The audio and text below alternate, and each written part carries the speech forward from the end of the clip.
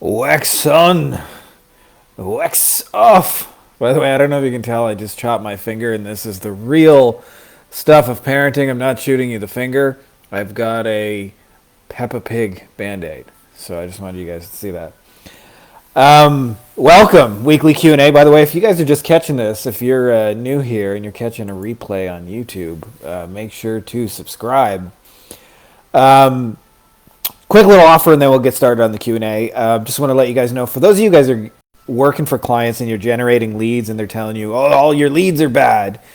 And usually we know from experience that they don't answer the phone, they don't call people back, they say really stupid things when they do pick up the phone.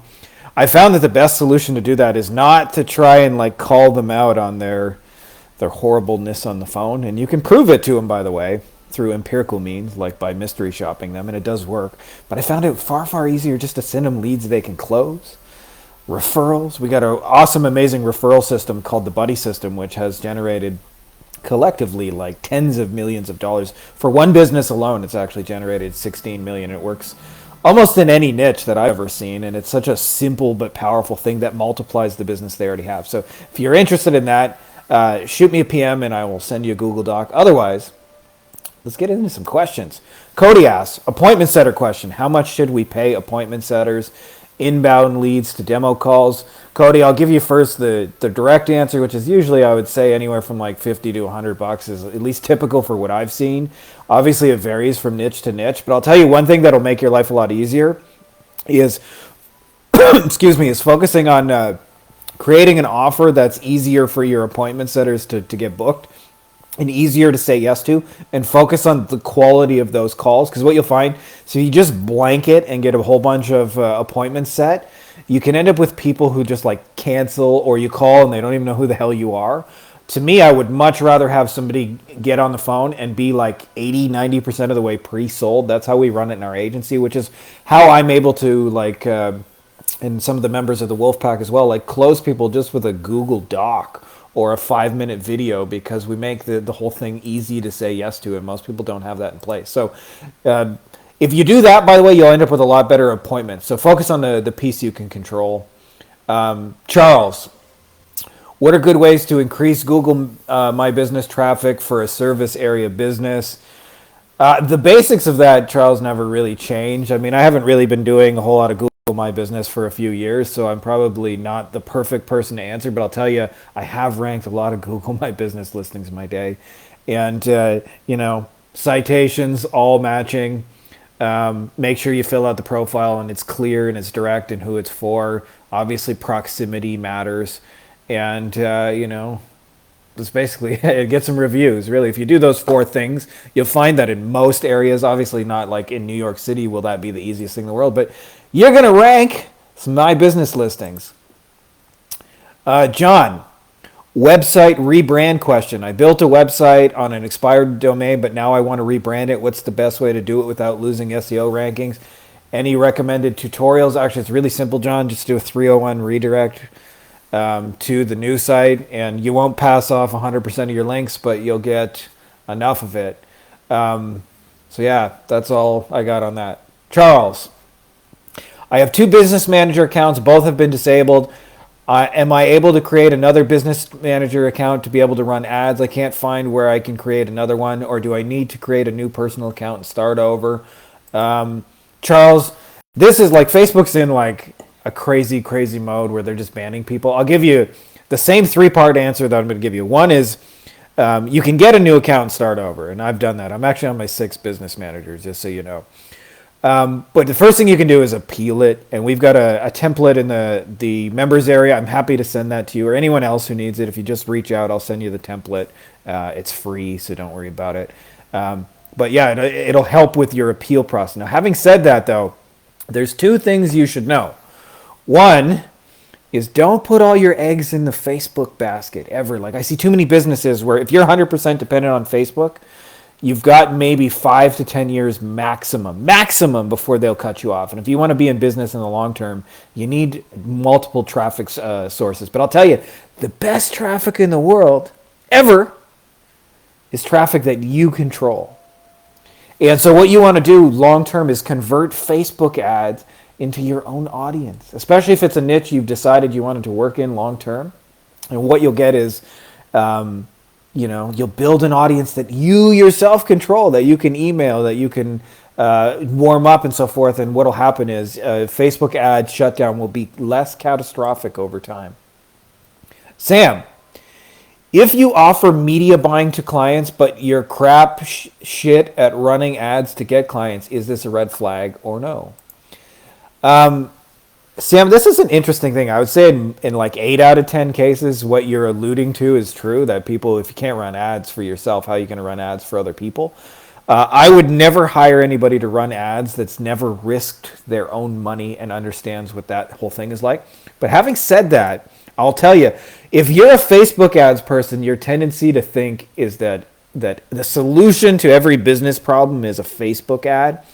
And I'll tell you, if you're looking to serve the top end part of any niche, any market, Facebook ads are not the solution. So I'll give you an example. We had a webinar doing, $50,000 a month converting lawyers. But I'll tell you, I never got a single lawyer that was like the busy top of the lawyer, spending hundreds of thousands or even millions of dollars every month on TV and billboards. I never got those guys ever from a Facebook ad because they just don't have the time and the energy and the patience to be scrolling. They're far, far too busy. So actually, most of those people I got in person through like networking, through masterminds, through speaking, and the spill off that came out of that. So it's really, really important to understand that you're not going to get the top end of the market. So you'd be surprised at how many people build their Facebook ad agency through old-fashioned referrals. Somebody who comes to mind, David Schloss, a friend of mine, who serves really the top end of the market for Facebook ads. I think he charges like almost 10 grand a month to run ads, and he's got like 50, 60 clients paying him to do that.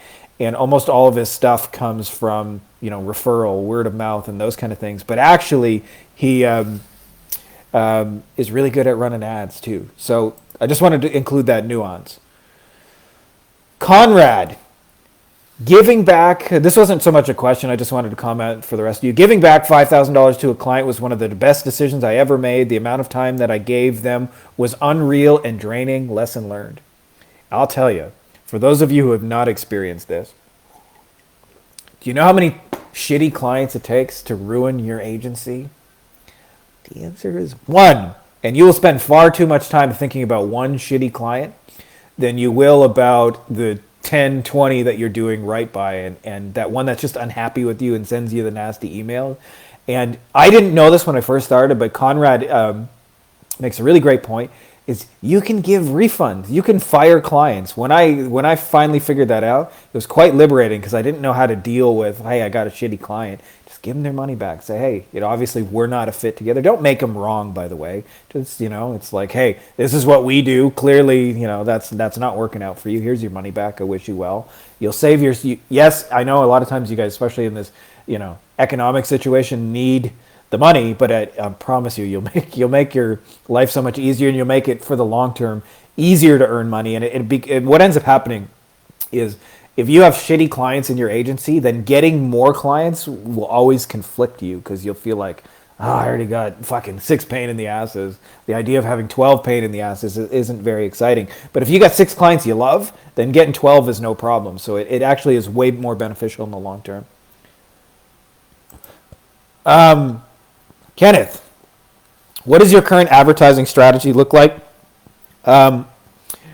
It's really just the basics, Kenneth. I do this both for myself and my clients. We run some kind of ad to a lead magnet, usually for a high-end thing. And then we have a whole bunch of follow-ups. And our follow-ups, by the way, one of the things that has really evolved over the last few years for us is it's more multi-channel. I found that if somebody, like, spammers just show up in your email inbox, but the people you have real relationships with tend to be able to have multiple ways to reach you. They might be able to text you. They might be able to WhatsApp you. They might be able to send you an email. They might be able to message you on Facebook. They might be able to send you a message on Instagram. And I noticed the people you have real relationships with are multi-channel. So one of the things that's evolved is, you'll see, and it's just a small little following, but we do more YouTube. We've got a little bit of Facebook ads, a little bit of YouTube ads mixed in. We got email follow-up. We've got a WhatsApp channel. So we're following people multiple places, including Facebook group as well. So that's what we're doing mostly. And for clients, we're doing like a miniature version of that. But I always go back to the basics that never change. I think too many people try and exploit a temporary thing. So I'll give you an example. I'm old enough that when my friends first got into Google AdWords, it was 5 cents a click for almost any keyword you wanted to go after, and you almost couldn't lose, right? Like I had a lot of friends who bid on keywords like make money online. It cost them 5 cents. They would sell a $47 ebook, and they could get hundreds and hundreds of clicks and still be profitable. And so and these are targeted clicks looking to buy things, so they almost couldn't lose. But at the end of the day, what ended up happening is the ad costs went up, and most of those people lost. And so I always go back to, what are the principles in that never change, right? And so that's kind of how we're doing that. I hope that makes sense. If you'd like an inside look, if anybody else is interested, I could do a training on that. Kevin, in your opinion, is price shopping a real thing, or does your client suck in sales? Both. Right? So, Kevin, clients do suck at selling. And usually, by the way, the reason they suck at selling, besides not answering their phone, is actually because they have a generic offer that everybody else has. Like, if you think about it, like, what's the difference between one dentist and another dentist?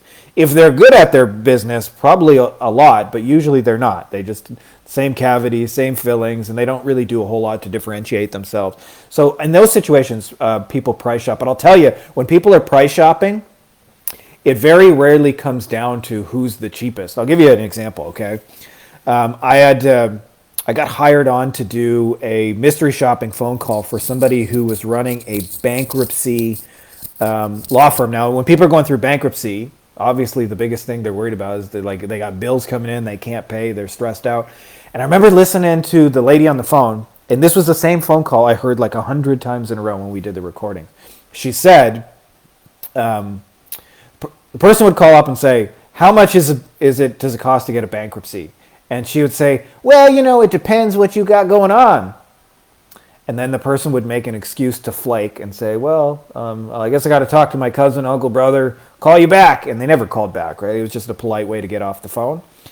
And one of the things we helped them do was to put a good fucking answer to that question. Like, hey, everybody asks the same question. Is to say, hey, your typical average bankruptcy runs between $1,200 and $1,500. Obviously, it depends on your situation. We can give you a more accurate quote if you'd like a free consultation. And just so you know, we offer payment plans, and we also help you reduce your bills. So what that means is if you choose to work with us, 9 times out of 10, you'll pay less money than you are now. So it's actually cheaper to hire us than to not hire us. Would you be interested in a free consultation? And just like that, all of a sudden, people stopped price shopping.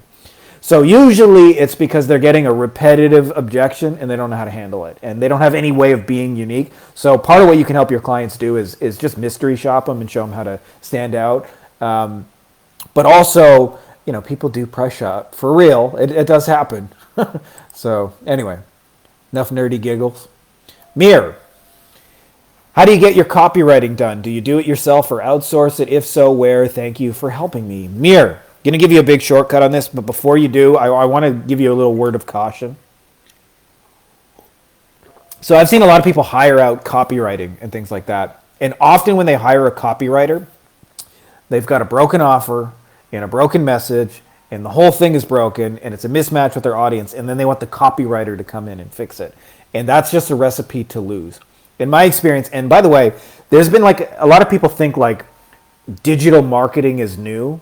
But I'll tell you, the principles never change. If you pick up a copywriting book from 100 years ago, like a Claude Hopkins, or maybe less old, like a David Ogilvy and things like that, I'll tell you, everything in those books still works today. Like, very little has changed about the principles of what makes people move. And one of the things they discovered when they were doing a lot of direct mail copywriting in the 70s, that 60% of the success came down to your audience, right? And so a lot of times we think like, oh, copywriting is the solution. But if you think about it, right, like let's say my offer is, I'm in Alabama and I'm offering Jewish vegetarian food and I'm trying to sell this to a football crowd that eats barbecue. I can do all the work in the world, but that's just a mismatch for the audience. As well, like picture the reverse. Imagine I'm selling to Jewish vegetarians and I got pork sausages. You could hire the best copywriter in the world, and it ain't going to happen, right? So 60% of it is like comes down to your audience. 30% of it they found comes down to your offer, right? Like if you're offering barbecue to some Alabama people. Well, if you make that all you can eat barbecue, it's probably going to be a better offer. And if you make it all you can eat barbecue with cold beer attached to it, it's probably going to become an even better offer. And if you make it all you can eat barbecue cold beer served by Hooters looking women, it's going to be a better offer. And you'll need less copywriting, by the way. It'll just sell itself. So copywriting is the last 10%. So having said that, if you're still in the situation where you need a copywriter, the best place I've found to get people is there's a Facebook group called the Cult of Copy, and it's literally like all the copywriters in the world convene, and they can help you. But I'll tell you, if your audience and your offer, if there's a mismatch in there, you cannot fix that with copy. And actually, that's why I say in our mastermind group, and this is a little kind of inside philosophy, like offer making is $1,000 an hour skill, probably more, maybe even $10,000 an hour if you do it at scale. And copywriting is like a $30 to $100 an hour skill. So I'm not saying it's not useful, but copywriting can't fix if your fundamentals are broken elsewhere. All right, one more. Here we go. Joni, how do you do outreach to a Facebook page? Email or messenger? Don't say calling, because from India, we can't do cold calling in foreign countries. There's definitely some limitations, Joni. I'll tell you, if it's just like you can't call somebody, Skype has like for $15 US a month around there. They have an international calling plan. You can call anywhere in the world unlimited and have a US number, so you can call anywhere. So if it's just an issue of that, I'll tell you, the question implies that whether you reach them through a Facebook page or an email or a messenger, the success is gonna come down to that. And in my experience, it's far more important what you say than which channel you use, because you're still reaching the same person. And so I find people get really obsessed about like mediums and not enough obsessed about the offer and connecting to the person through that medium. And what they end up doing is creating a mismatch. So I'll see this where people send like tens of thousands of outreach messages to get like 3 or 4 replies, and they think the solution is to send more messages, but it's actually to put a more meaningful message in front of somebody. So chances are that if it's not working the way you want, it's not about whether you Facebook page, email, or messenger, because I've had success with all 3, right? So it's really coming down to more to what you're saying and who you're saying it to. So get that piece dialed in, and then what you'll find is it works on a Facebook page to give you like a visual representation of this. So one of the things you'll see in like the lawyer space, and this is really true of any brick and mortar business, they all run the same thing. It just says, Frankie Finn business, we do blank, blank, and blank. We're experienced, call us, right? Established 1945. And so they tend to run a lot of the same boring ass shit. And then what ends up happening is that doesn't work. And they put it on a website and it doesn't work. So they go, maybe we should try a directory. And on the directory they go, Frankie Finn, we do blank, blank, and blank, call us. And of course, it's a boring message and nobody calls and everybody else says the same thing. And then they conclude, well, that doesn't work. Why don't we try Google AdWords? And they run Google AdWords and it says, we do blank, blank, and blank, call us. And that doesn't work. So then they go, okay, well, then what I need is SEO. And then they get in front of SEO traffic and they go, we do blank, blank, and blank, call us. And they conclude each time that the thing that's broken is the SEO is broken, the AdWords is broken, the website is broken, all the vendors are bad. But in reality, it's their broken message because they're saying the same broken thing to everybody across all channels. So I just wanted to illustrate that for you, because if you're doing that, what you're going to find is like it's less about the channel, and pick the channel they most use, but ultimately you got to say something meaningful. That's the far more important piece that I think most people miss.